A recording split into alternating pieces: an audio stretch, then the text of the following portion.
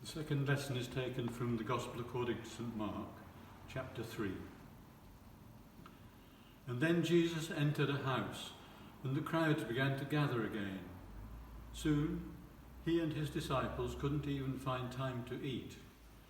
When his family heard what was happening, they tried to take him away. He's out of his mind, they said. But the teachers of religious law who had arrived from Jerusalem said, "He's possessed by Satan, the prince of demons. That's where he gets the power to cast out demons." Jesus called them over and responded with an illustration. "How can Satan cast out Satan?" he asked. "A kingdom divided by civil war will collapse. Similarly, a family splintered by feuding will fall apart. And if Satan is divided and fights against himself, how can he stand? He would never survive. Let me illustrate this further. Who is powerful enough to enter the house of a strong man and plunder his goods?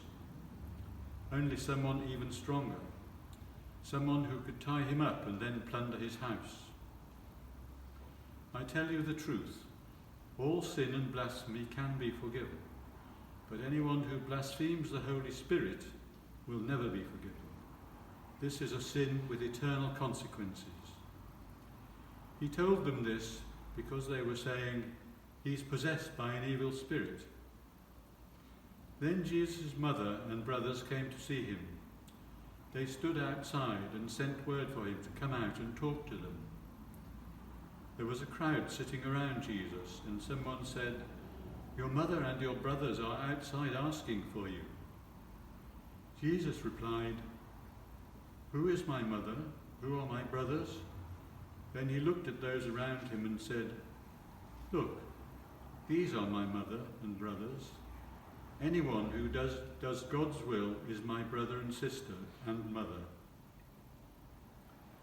This is the gospel of Christ.